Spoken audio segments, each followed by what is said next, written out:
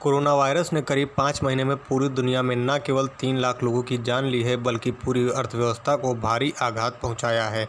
इसकी भरपाई 2019 में भी होना मुश्किल है। चीन से शुरू हुए इस महामारी ने अमेरिका और यूरोपीय देशों में जैसी तबाही मचाई है, उससे निकट भविष्य में उनका उभर पाना आसान नहीं होगा। विश्व में उत्पादन और व्यापार में अमेरिका, चीन, ब्रिटेन, स्पेन, फ्रांस, जर्मनी और इटली जैसे देशों का बहुत बड़ा योगदान है। अगर आंकड़ों पर गौर किया जाए तो विश्व व्यापार में इन देशों की भागीदारी तकरीबन 40% है।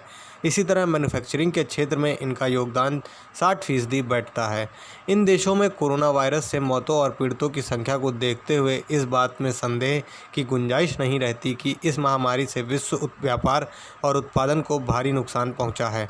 विश्व व्यापार संगठन के हाल के आंकड़े बता रहे हैं कि 2020 में विश्व व्यापार को 13 से 32% तक नुकसान पहुंचा है। 2021 में इसकी नुकसान की भरपाई इस बात पर निर्भर करेगी कि संबंधित देशों की नीतियां कितनी कारगर हैं और वे उन्हें कितनी तत्परता के साथ लागू करते हैं, और इसी पर भारत जैसे देशों का निर्यात भी निर्भर करेगा।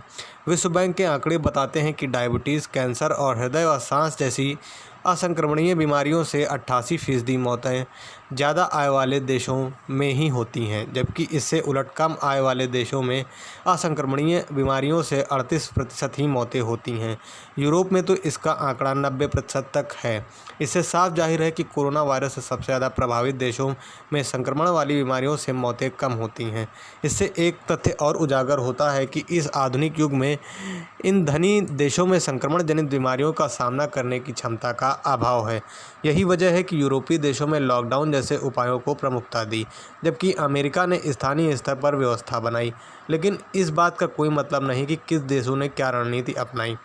बड़े पैमाने पर कोरोना वायरस के प्रकोप और भारी तादाद में लोगों की मौत, उन सभी की स्वास्थ्य व्यवस्था पर काफ़ी समय तक असर रहेगा।